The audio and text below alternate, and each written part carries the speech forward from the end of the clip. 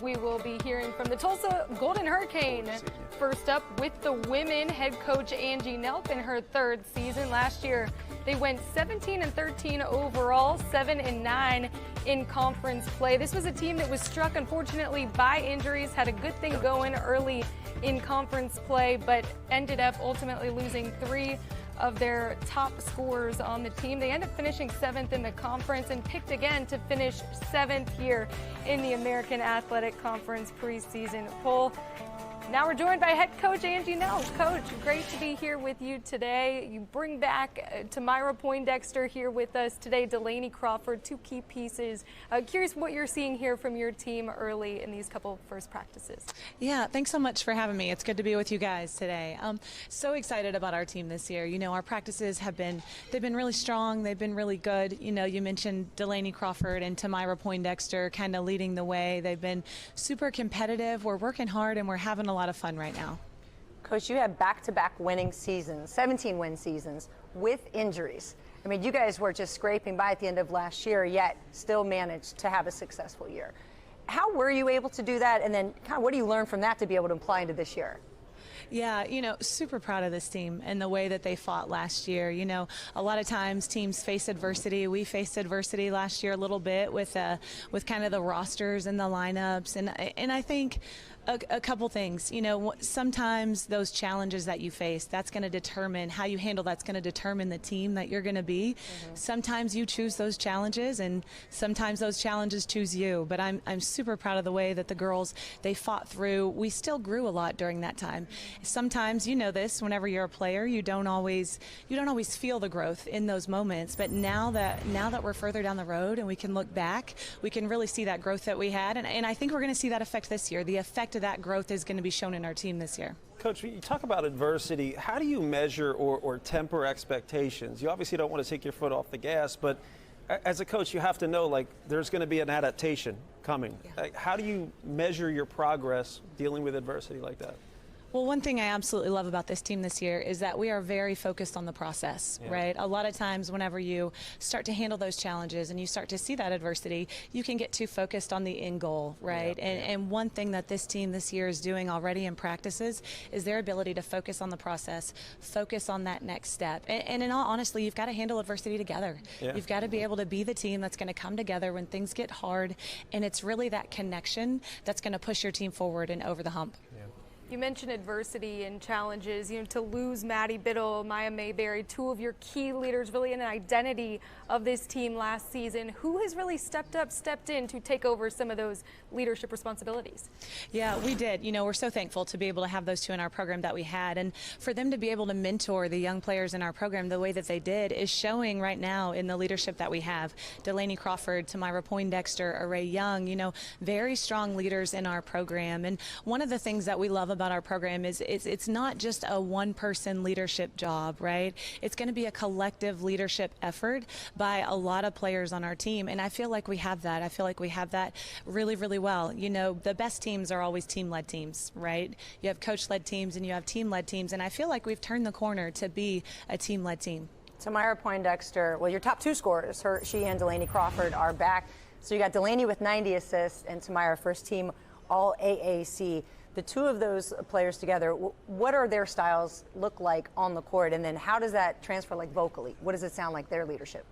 Yeah, well, first of all, their size and their versatility is huge on the floor. You know, that is where a lot of our team finds their success. We have so many players that I believe we had 4 players averaging double figures. We're always going to be a very balanced team, and it's really a compliment to our whole team that we have those 2 performing the way that they do, because their ability to distribute the ball, their ability to score the ball at any given point in time, I know those 2 are reliable and they're dependable to do whatever's required of our team in that moment. Sometimes it'll be scoring, sometimes it'll be rebounding. It'll be different things at different times. And you see that in their leadership now of them helping the younger players on our team. So, for example, they know where to go, they know what to do, and they're helping other players before that other player gets to where they need to go.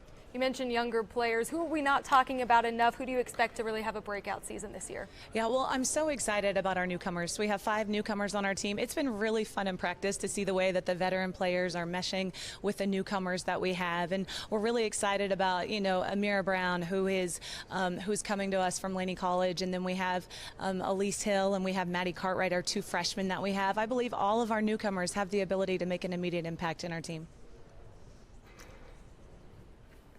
In terms of just your identity, you know, you've been known to be one of the top 3-point shooters, you know, in the conference, and someone that takes a lot of 3-point shots. How do we expect that to stay consistent here this year with the change of some players that you have lost? Yeah, it's so funny because everybody's like, did you guys shoot enough threes last game? You know, when we go into games, it's never our goal to reach a certain marker or reach a certain number of 3-point attempts that game. For us, we want to be a really efficient offensively and defensive team. And so for us, if that is our best shot and we're on balance and in our rhythm, then we know we have lots of players on our team that have that green light to be able to shoot it. So if we're on balance and in rhythm and it's great timing, then we want to go ahead and take those shots. We do practice it a lot, right? That you can't like show up in a game and do something that you're not doing a lot in practice. But all of those threes are created by the way that our teamwork is displayed on the floor, right? The ability to pass the ball, to move the ball, to find the open person, and all that comes from the way that we play together.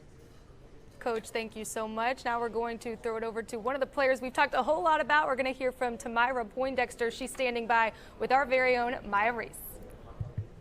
Hey guys, good morning. Thanks, Morgan. I'm here with Temira now. We were just talking about how you were named to the preseason all-conference first team, and then last season you made that first team. For you, what is it like to have your work recognized? I mean, you know, it feels good. It's an honor to be recognized and, you know, be on that, but I still know that I have to come out this year and play harder than I've ever played because I know that's what my team's going to need. And, you know, just elevate my game to a different level this year. Do you feel like that sort of recognition increases the pressure a little bit? I mean, not really. I know my teammates have my back and I have theirs, so at the end of the day, I just got to, you know, rely on my team and put on my team and just trust in them. So you and I talked a little bit earlier about your versatility, right? What are some things you've been doing in this off season to try to expand your game? Me and my coach talked about, you know, moving up to the guard position a little bit more. Got new players on our team, so this season I've been trying to work on, you know, my defense and guarding a guard a little bit more because, you know, last year I was guarding more post players. So, and also just working on my ball handling a little bit more because, you know, moving into the guard position a little bit more this year. And then considering that your team did lose a couple of your key players, what are you guys working to do to fill in some of those gaps? You know, we work on this every day, you know, just being ready because, you know, the more ready team is the one that's going to end up with the win. So I feel like our team this year, just working on being ready and just playing as hard as we can no matter what, you know. And then another thing Morgan was talking about was how the injuries hit your team a couple of times last season. For you guys, what goes on in that locker room to tell each other how to step up?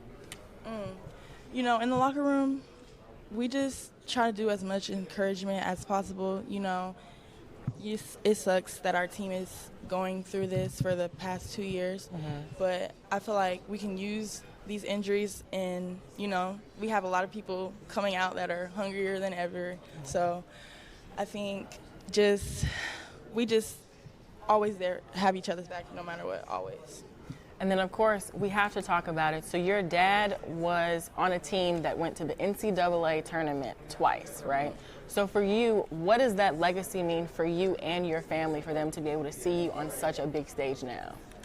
I mean, it feels good. You know, a lot of people can't say that, you know, their parent has won, you know, or you know what I'm trying to say.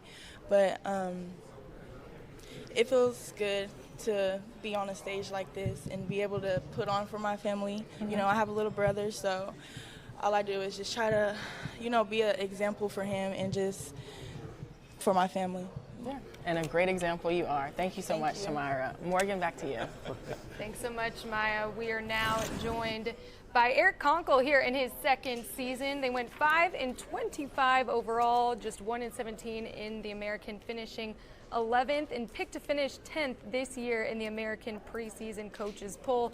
Coach Konkol now in his second season. Coach, the calling card for you at Louisiana Tech, it was all about turning defense into offense. You have a whole brand new roster this year. How are you seeing that play out here in the first couple weeks of practice? It's been great. We're really excited about the new men in our program and trying to do exactly like you mentioned. We're trying to get that gritty and determined mindset defensively and turn it into really good, unselfish offense on the other end. So this is funny because I think the conversation about the transfer portal has been that conferences like the American will get hit the hardest. But when in truth, you could rebuild a roster and find the right guys to fit the system that you want to play.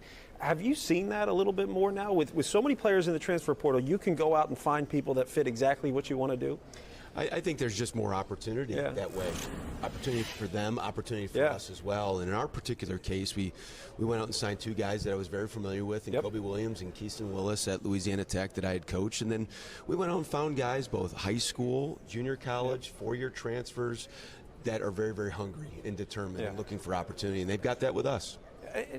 There's this idea that recruiting is the hardest thing in the world. And yes, it is, especially when you're going after the top 50 kids in the country every single year. But has things opened up to the point where once you establish who you are, what you want to do, recruiting almost becomes easier so long as who you are and what you want to do is reflected on the floor? I think the greatest challenge always is finding the balance of people that fit, talent that can grow, because it's easy to see who the best players are, like you mentioned. And we're always trying to find, we've got to be a developmental program. That's what Tulsa, if you look over the course of history, Tulsa basketball has been a developmental program where guys have grown and developed into strong players, and we've got to continue to be that. So it's finding those guys that fit that mantra and that we can grow with. Coach, you have 96% of your scoring back, which has got to be a little bit of relief to know you know what you're coming back, right, with. And then also when you look at the whole landscape of, hey, we are in a position to move up in this league. We have a great opportunity. So when you have conversations with your guys and the new guys coming in, what does that sound like to get them excited to take Tulsa basketball back to that place of a developmental program? Well, we've talked about the great history. We're the 113th team in Tulsa men's basketball history. We're having an alumni event next week where we're bringing people back just to feel a part of the program. I've challenged our guys to say, hey, you are Tulsa basketball, and to take ownership in the program and really feel a strong piece of the city, because we don't have a major sports team. We have over 1 million people. Tulsa basketball historically has been a great opportunity to bring people together in our city, and we want to be that. So educating guys on that, and then also just having a focus and a mindset of getting better every day and taking steps forward. And that's what we'll do later on in practice today, and that's what we're going to continue doing forward. It's funny, coaches always talk about wanting to build the environment, grow the environment, get the community involved. What does it look like from a basketball standpoint in terms of what it takes to get people out and excited about the program at a high level? Well, in our particular case, I think it's being visible and it's being accessible. We did not have a strong year on the court, but our attendance went up 36% last year. And our staff, our program, our athletic director, Rick Dixon, our president, Brad Carson, everybody's pulling in the same direction to make the University of Tulsa a place to be, an event, a place that people feel really welcomed. And we've done a lot of different things as a program, as a university, but now we've got to be better on the basketball court. And we feel strong about these guys in our program and our possibility to do that. Coach, to having been a student assistant, your very first coaching job back all the way in 2000 at Tulsa, to reflect back on that and where you are right now, what's the single greatest thing that you've learned, over these past 23 years of your career? Well, the University of Tulsa means a lot to me. It's where I started. It really changed my life from a career standpoint. I was a small college player and got a really great break to be at Tulsa. And I think about all the people that have helped along the way. Never would have dreamed at that time to be back as the head coach. And on Fridays we do a thing called Appreciation Friday, where our guys write notes to people that have just helped them along the way. And learned so much from those early days. I've got great memories from being there early on, and we're looking to create a whole lot more coming up. Does some of that come from the experience you had in terms of learning every step of the way? Every great restaurant manager washed dishes first, was a busboy first, and has an appreciation and a perspective for every role. Does some of that come from your path? I think so. I mean, I think when you have the opportunity to wipe the floors and wash the laundry and do all those types of things, you have opportunity, huh? You have That's how a you're viewing great it. feel. The opportunity to wipe the floor, right? Yeah, all that stuff. Yeah, and that's what it was. You know, I was able to do that at an early age at Tulsa, and then every GA that I've had in trying to work with everybody in our program and meet and say, hey, what it is that you want to do long term, because there's no such thing as a self-made person. You've had help along the way, and that's what we want to provide. To bring back Kobe Williams from Louisiana Tech, you had coached him previously. Why was he someone you went after? What type of person and player was he that said, hey, we want you to have you back here in our system at Tulsa? Well, we're very grateful that he chose to come with us, because he had opportunities to really go about anywhere. He's that guy that has production, and he has just a style of play that you're drawn to. He's tough, he's gritty, he's athletic, he's a pit bull on the ball. He's a guy that I know many NBA scouts and people have reached out and come in to watch us play. To have that as a lead guard, and then for us in particular to have guys that have been in our system, that know what we're about, and then can provide that leadership to our younger guys is really, really important. I'm thrilled that he's with us. I loved coaching him before, and certainly love having him back. Coach, 6 new teams in the conference. What do you kind of make of all the changes and some of the cool places you get to now go visit? Well, familiar with them. My years at Louisiana Tech, I competed against these 6 programs, really, really strong basketball programs. And I think our league is deeper. To echo what Commissioner Resco said, I mean, there is great depth in this league, tradition-rich programs. I'm excited about the overall depth and just looking at the number of teams in the basketball focus at those institutions, and certainly cheering for everybody in the non-league, and then we'll battle like crazy come January, February, March. Does it feel like the American is a prime example of the reality, the truth, that there's a ton of talent out there? I mean, the programs are strong, but I think we have this idea that the top talent is just at the Power 5. That's not the case. So is the American that type of conference that exposes the real talent that is, college basketball? I think without a doubt, more kids are playing basketball than ever before. It has become such a prominent sport in our country, and not just in our country, but globally. And if you look across so many different leagues, the depth of players, the talent, the coaching, the investment by institutions, this is a great league. Coached basketball for a long time and been at a number of different places, but this is as strong as it gets. Yeah, agreed. Coach Konkol, thank you so much for joining us today, and really appreciate the time. Best of luck here in year 2. Thank you very much. Great being with you all.